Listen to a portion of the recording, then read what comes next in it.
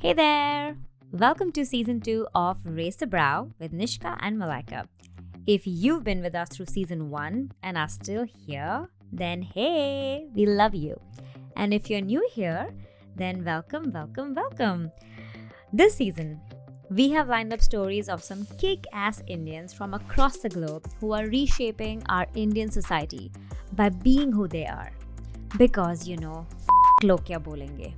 This season, we are also bringing in some experts on relationships, love, sex, life, and everything that happens in between. So, we hope you enjoy this episode as much as we have enjoyed putting it together. Hey Manali, how are Hell, you doing? good. Hello. Welcome to I'm like, season 2 of our podcast. thank you for having me. Yeah, we're very excited. This season is going to be a lot about healing and understanding yourself and understanding the world around you. So I think it's pretty apt given the kind of year we're all having and that we're going to have as well. So let's not forget. Mm, yeah, we're not done So yet. yeah, exactly. Mel, how are you doing? Oh, great. My week just begun, so this is a great way to start. There's no better way to start. Nice. Manali, you and I go back like 1,000 years, right? 1,000 years is accurate? Approximately. Approx, yeah. Yeah, we met when we were 17 and Wow.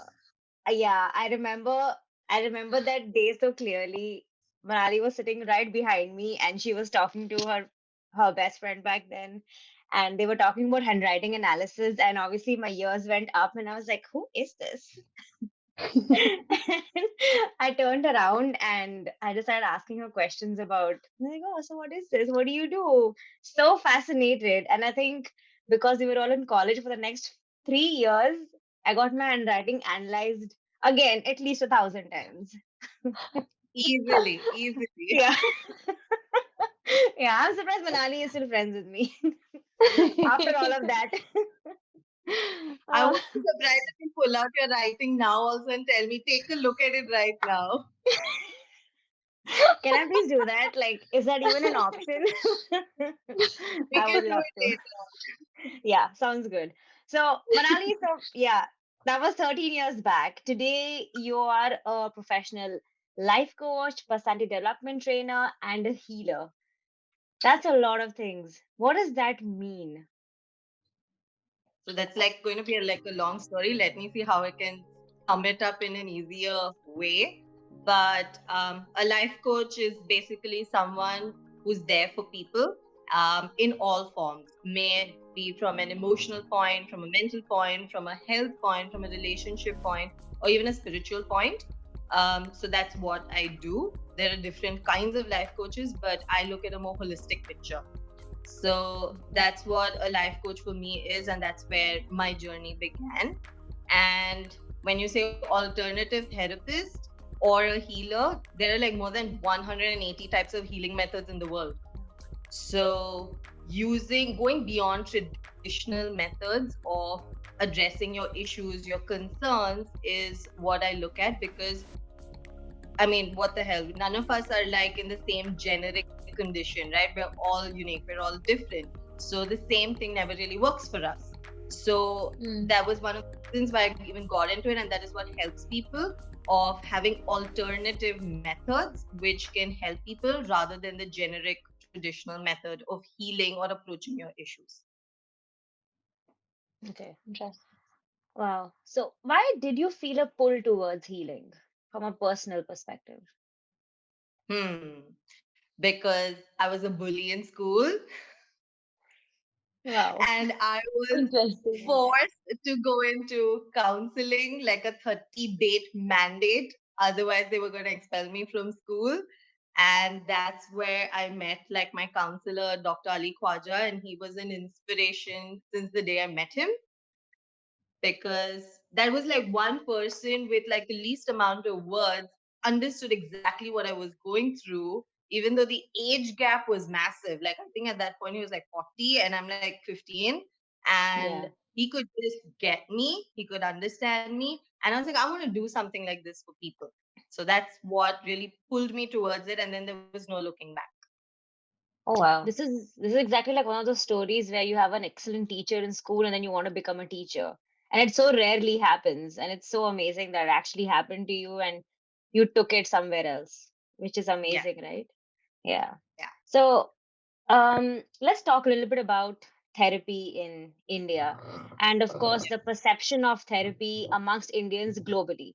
Because no Hmm. matter where we are, our perceptions to a large extent do not change, Yeah. which is very, very unique to our culture, I feel. Maybe it is unique to other cultures too. Um, Hmm.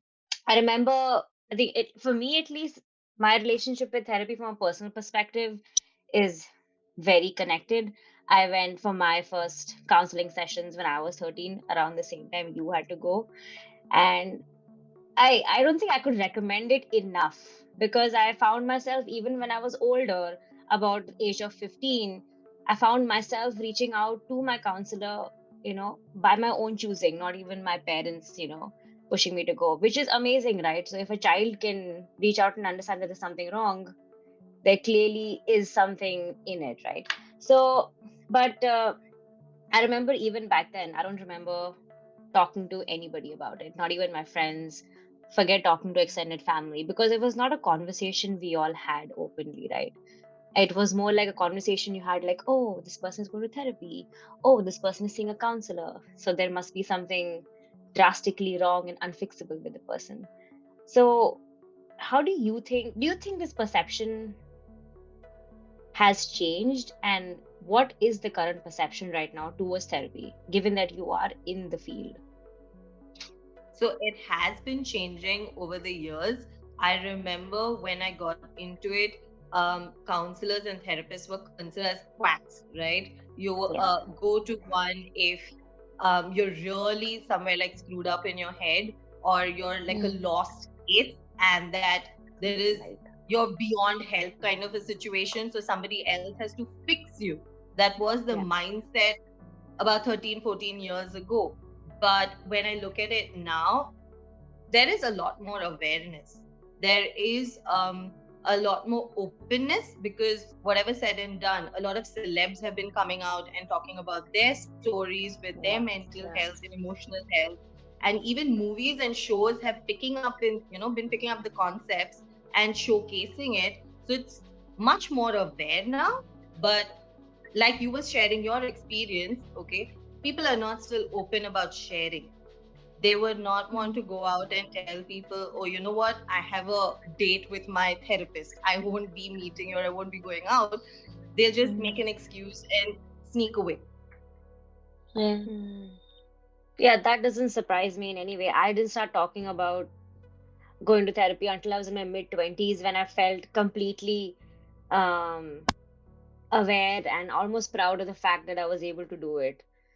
And honestly, even today, when I tell people, there's always like a, for the lack of a better term, there's always like a brow raise that happens. It's like, oh, why? So, what happened to you? So, stuff like that.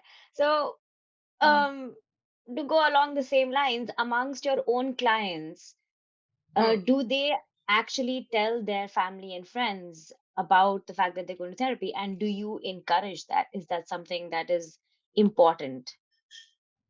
So unfortunately, people still don't want to share, right? Even after being 13 years in the field, I have seen that people don't want to share with their family.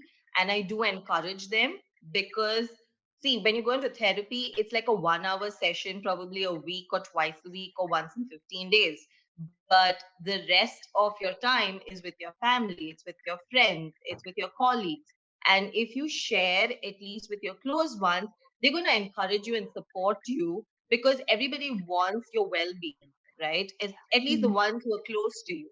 So it's not something to be ashamed of or feel like a sense of guilt or like what is wrong with me. But I do encourage people on sharing it with their family. And I have actually had in the past couple of years where one family member comes, all right, and then the whole family comes one at a time, one at a time. So by the end of the year, you have the whole family with a completely new mindset. That actually did happen to my partner as well. His Hmm. family was going, then everybody else started going, and everybody was then seeing the same family counselor. It actually helps the family counselor understand so much better how to solve individual problems, which I found very interesting because the first time I'd heard somebody do that in India, and I was like, wow, blows my Yeah, mind. Yeah. So interesting. everybody gets their own personal space to, be with their therapist and have that one-on-one time and build Mm. up that trust, but also find that the therapist understands the family dynamic as well. So it Yeah. becomes like the therapist also indirectly becomes a part of the family and in the change of the mindset and improving the quality of the bond. So I find that extremely useful. So I always encourage, all my clients that please share with your family just because it's going to improve your bond. Mm. Yeah. You mentioned that, 13 years you've been doing this. Do you see a change in how people are responding to their families or interacting with their families about therapy? Yes, there is definitely a change because earlier it was like a complete secret, right? And Mm-hmm. now there is still more willingness to talk about it. And especially now, I see more people encouraging their family members and their friends that, it's not a taboo. You just have an Yeah. issue, you're not able to manage it. So, if you're going to seek support from an expert, you're going to be able to cope with it better. Like how you go to a Mm. doctor when you're feeling sick, just the same way you're not feeling good emotionally or mentally, or you're feeling stuck and stagnant, just go seek Mm. support. There is that mindset change which is occurring now. Mm. So, just to focus on exactly what you just said, that, when you're unwell physically, you go to a doctor. You want help with, let's say, losing weight or fitness or whatever, you go to a nutritionist.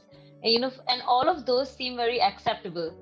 And, but however, it's not as acceptable to look for someone for mental health, right? So, building on that, um, that, and I think both of you touched upon it, that something has to happen for you to go to a therapy or to seek guidance or help or life coaching.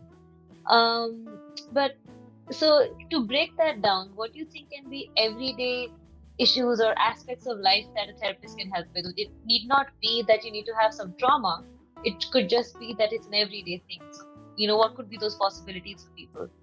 Yeah, so like in every first conversation that I have with a client, the first thing is they ask me, what all do you do counseling for, right? So my standard statement to all of them is that you can do counseling on anything, right? It's about getting support and an expert on board in your life to guide you to improve the entire quality of your life. Okay, Mm. so I tell them that you can work on your weaknesses and convert it to strength. There are people who come to me nowadays that they have strength and they want to enhance it to improve the level of their life. So it's not that they have a problem, but they just want to expand and grow and succeed even more in life. So that is why they want to come in. So there are people who want to make the quality of the relationships better, right? So Mm. for that, they come in. People who have been stuck in their own fears and insecurities, and they're realizing that it's no longer helping them. They realize that it's limiting them. So for that, people come in. Like anything and everything under the roof, a therapist can actually help you with. Because if you look up categories, you'll find that you'll have a positivity coach, you'll have a happiness coach, you'll have a life coach, you'll have an emotional development coach. There are all kinds over there. Yeah. All you need to do is find what suits you based upon your need. Mm-hmm. Yeah. So, I have a set of, for want of a better word, let's say, frequently asked questions about therapy. So we'll go over them really quickly. The first one Sure. being, what does someone gain from therapy? In few words. Anything and everything is only there is a gain in therapy because I think from the very first time that people come into therapy, the first and foremost thing is that they find a safe space to vent where there is no judgment, there's no criticism, but you're feeling safe that you can just be yourself and vent, right? Mhm. And then the second thing is, in that process, you learn to find yourself, you learn to identify with yourself and become more authentic to who you are as a person. Confidence Mhm. goes off the charts. Like everybody's confidence like just improves. And overall, with whatever issues that they're coming with, they start seeing a change from the very first time. So those are Okay. like at the very basic level shifts that people see from just even doing one session. Wow. Interesting. Wow. Okay, so then building on that, how does an individual include therapy into everyday life? I know this is slightly similar to the previous question, but everyday life, how does therapy play in? So, okay, I look at it differently. So, therapy per se will not be as a part of your daily life, okay? But what you take away from therapy, like from your sessions, right? What you include from it is what matters. Like, to give you an analogy to make it simpler, is on a daily basis, we take a bath, right? We're cleansing out our body so that we feel clean. But how many times do we do that on a daily basis for our emotional and mental clutter? We don't Mm. kind of clear that out, and then that kind of builds up and builds up, and there's like a volcano outburst, True. right? And the same thing, like how we eat food so that we're nourishing our bodies, how many times are we doing that on a daily basis for our emotional health and mental health? How many times do we take that specific, just even 5 to 10 minutes out to kind of nourish our emotional health and mental health, so that we are on game, we are at par, we are giving 100% rather than reeling from the previous situations and experiences. So for me, therapy, the biggest takeaways on a daily basis, you learn how to give yourself time to rejuvenate and be in a good space with yourself. I like that. Okay, so building to a previous question is how do you first, I mean, how does someone who's looking for therapy first start telling their, peers, their family, their partner, or their friends that they want to see a therapist? How do you get to that point? Right. So that is usually a difficult conversation for most people, because they're coming from a space that they're going to be judged, they're going to be looked down upon, or they're going to come from a space that something's really wrong with you, or you're really weak, can't you manage your own stuff? So I actually tell people that when you're talking to your family and your partners and your friends, tell them that I want to grow in life. I want to expand. I want to go beyond all my inhibitions and all my fears. And I think I need an expert for it, because that expert is going to be objective with no bias of any previous knowledge, but will be able to look at me from a completely fresh perspective, like a blank book. So True. I encourage people to say that to their family, that this is why I want to see an expert who can support me and guide me for that. And everybody is very encouraging after that. Oh, interesting. Well, then let's just pick up a phrase you used in the previous question. You said the idea of a safe space, right? So how, I mean, and as you said, if you search for it, there are enough therapists out there if you do go into it. How do you find someone who's the perfect match for you? That's like the biggest and the most important question, according to me, because I have actually had clients who come in and say, my previous therapist was judging me. My previous therapist labeled me. It made me feel uncomfortable. Okay. And I'm actually nervous about doing this session. I'm only coming because I've been recommended by someone that you're good. Okay. So I do encourage that have a call first. Okay. So your actual therapy begins when you're on that first call, taking that appointment. If you Okay. feel that the vibe is right there, the person is listening, reciprocative, and encouraging, that's your match. All right. Okay. But if you feel from that minute that this person is not understanding me, is being very curt, or seems very judgy, or has a very specific process, you may not match. Manali, I want to go back to something you said earlier. You said when emotional clutter builds up. I feel like that happens to definitely happens to me, I think sometimes. And so I want to understand, what does that look like? What does emotional clutter look like when it isn't treated? So emotional clutter would look like that, that in the morning as you're waking up fresh, you wake up with your mind already reeling like, oh my God, I need to do this, this, this, this, this. You're already waking up in a stress space. You're not waking up in a space of, yay, it's a new day. I'm going to do something great out of this. And then as the day goes by, you start realizing you want more breaks, you get more snappy, you find more mood swings. You're not sure when you're going to react, how you're going to react. And then you wonder after you've reacted, oh, why did I do this? Mm.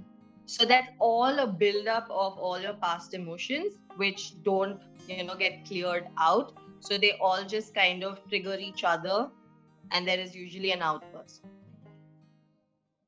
And is there something people can do at an individual level to start working on the emotional clutter before they meet a therapist? Or do you think they have to have it addressed by a therapist to understand, and then you would give them the tools to deal with it? It depends. Okay, so some people's emotional baggage is extremely high, right? Because they probably had some serious issues that they've not coped with, and they've just been holding on to it because they never found a sounding board, or they couldn't find somebody who's willing to listen to them with an open mind. So at that point, when they try to do it on their own, they're going to feel discouraged because they'll feel that they're taking one step forward, they're going two steps back. Okay. But in general, on a daily basis, I encourage that before the day ends, just kind of make a note of what are the three things that went well in your day and the three things that did not go well in your day, and what would you like to change about it the next day. So you've kind of addressed the whole day mentally and emotionally. And so you're more aware of what has happened. So there is not much of a carry forward from a problem point the next day. You're feeling more clear the next day that, okay, this was something which went wrong previously, and I want to change it to add it to my list of what went right today. Got it. All right. I think I'm going to start doing that. But tell me something else. So I'm very interested in knowing how different genders approach therapy. Is there a difference in how men approach therapy and how women approach therapy, starting from making that call and to sitting with you and having a session? How do they differ if they differ? They differ extremely. It's like almost like night and day. Okay. So men, first of all, still till date are not yet open to the concept of therapy, because whatever said and done, it's been in the society, it's a norm, it's a conditioning and the upbringing that men are supposed to be tough, they can manage everything, they should not reveal their emotions because they need to be the protector, right? Mm. And women are treated from a very young age that you can cry, you can emote, you need to be taken care of, even till date, even though there are so many strong, independent women, but it's still somewhere encouraged that you will be taken care of, something will be managed. So, for a man to make that call, he would go about it like, I have a problem, I want a solution. So their Okay. attitude is more like, let's fix this and let's move forward. And whereas a woman would come from a space of, I need somebody to listen to me, I need a space to kind of vent and process my emotion.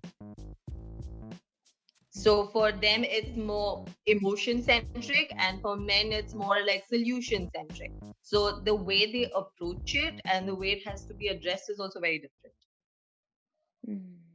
T- To add to that, then for people who have young kids, right, who are at a place where they can actually mold their children, what do you think they can do differently in their I don't know, everyday upbringing of their children or behaviors and everything else, that their kid has a very open approach towards therapy and approaches it from a um, solution oriented mindset. So interestingly, I've been working with a lot of kids in the past few years. Okay. And it's also been because the parents who have come to me have found like a profound difference in what's happened in their life. So they have encouraged their children that I have somebody like this who supports me. And you can also go to such a person who will support you at whatever point you need. So the whole process from a parenting point of view needs to begin with a sense of openness. Like in these days, children pick up things really fast. Their grasping power is way higher than what even we were used to. So they observe much more and they like to replicate those patterns instantly. Like we would have started replicating our parents' patterns probably when we became teenagers or something. But this current day and age, they're replicating those patterns already by the age of 4 to 5. So I tell parents that, be the person that you want your child to be because that's how they're going to pick up things. And you can no longer look at your child as your property. You are a guardian, okay? And be there for them as a guardian and as a friend. And that's when there will be openness, there will be more willingness to learn from you, and the whole approach will be different. And actually, if they do that, there will be no need to have therapists eventually. Therapy. This reminds me of this book I read. I don't think I remember the name correctly, but it's something along the lines of maybe you should talk to somebody. And it's written by a therapist. And she says something very similar. She's like, if parents stop trying so hard in trying to correct their childhood mistakes and actually focusing on what their child needs, I wouldn't even have a job because all these kids spend all their adult life in therapy. So that's very interesting. Let me give you an example. Like I've had a lot of parents these days encouraging their kids coming in for therapy, right? And some of them don't tell their kids why they're going to a therapist. They just say, "You go there, she'll Mm. fix you." Some of them still have that Oh my attitude. God. She will fix you. I'm like, what is there to fix? Each person is beautiful as they are. And I always sit down with those kids and ask, there is nothing to be fixed. What do you want in life? Where do you think you're kind of, getting stuck and you want support? I'm there for that. And so many of them tell me, especially in the last, like when 10 years ago, they would tell me, I wish my parents would talk to me like that.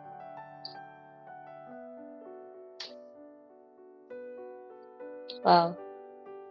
So it's just the approach of a parent and a teacher. If that changes, yeah, I wouldn't have a job. I'll have to find something else to do, but at least the world would be a better place. For sure.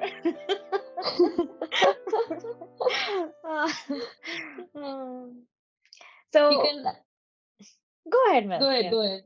I was gonna say that you can go back to analyzing Nishka's handwriting every weekend. Like I said, I'm surprised we were friends for the 3 years that she didn't kick me out. And even now. So It's okay. annoying. Your handwriting so that I should keep you around, and that's why I've had you around. It was one of those samples. You're like, first of all, cannot understand anything. Next. Yeah. Uh, So, Manali, when we spoke earlier, you mentioned something like crazy interesting called the law of reflection. And the more you spoke about it, the more we were like, oh my God, what? So, for our listeners and for people who are watching, first of all, you guys are going to want to hear this. So, Manali, can you break down what the law of reflection is? Okay, so first things first, there is a law of reflection in physics also. We're not talking about that law. That needs to be clear first. this actually comes under something called as metaphysics, which makes it a more spiritual thing, right? Which is not a tangible thing. So a law of reflection is experience, it's not really seen. So instead of going through like a very technical thing, I'd rather give it to you with an analogy. So imagine that you have like a projector in your brain, right? And the world is your screen. So whatever slide is running in the projector is what you're going to experience on the screen. So all your experiences in life are just based out of how you're thinking and how you're feeling. So if a person is being rude to you or harsh to you or very judgy, I would actually ask people to stop and take a look within. Are they judging themselves? Are they being critical of themselves? Are they putting themselves down? Or are they replicating the same behavior with somebody else? And with that alone, so many problems get resolved. Like, because a lot of people come with issues like, I'm constantly being judged by people, I'm constantly being put down by people, I don't have enough people encouraging me. But that's all because internally, how many times are we encouraging ourselves? That inner chatter, which keeps on going on, that's judgy. That's conditioned in a way to be very self-critical and harsh and not very nice, quite honestly. Yeah, we are pretty So- mean to ourselves. Yeah, so just pausing when somebody is being rude to you or being judgmental to you, I always tell people, pause, reflect, take a reflection. That person's come to you as a mirror to show you what's actually going on inside of you. Yeah. And if you make a shift in that, things will change. Gosh. Yeah. It really makes you think about every interaction that you have where you felt like the other person was being cruel to you, right? Whereas it could have been very harmless. It's just you projecting what you're feeling and thinking about yourself. Yep. So, Manali, we're going to have many such sessions like this in this season with you. I just want our listeners to know that we're going to be deep diving into relationships, love, self identity, and many other interesting things. But before we wrap up this session, we have a question for you. And we may not ask you this question again and again, but we'll ask you this once. So, how do you think we as a global society of Indians can raise the bar for ourselves and therein raise the bar for everybody around us? I think to raise the bar, we just need to learn to be ourselves. As Indians, if you look at it, we are like a pot of mixed cultures, mixed experiences, a lot more exposure because in our society itself, that we have people from different walks of life that we're interacting, maybe through social strata, maybe through religion, maybe through cultures, even maybe through states. So I think as Indians in general, if we start to be more ourselves rather than blending into what is available out there, I think we would just totally raise the bar and it would be something that everybody would be inspired to kind of follow. Okay. Fantastic. That's really interesting. Thank you so much, Manali. We loved having you, and we're going to keep seeing you again and again. And I think by the end of this, I'm going to get some free therapy just by these calls. Fingers crossed. This was a good Manali, it was talk. amazing having you. Yeah, and have a nice week. You too, Both of you. guys. Have a nice Thank you so much. flutter-free week. Have a good week. Good That's job. important. That's important.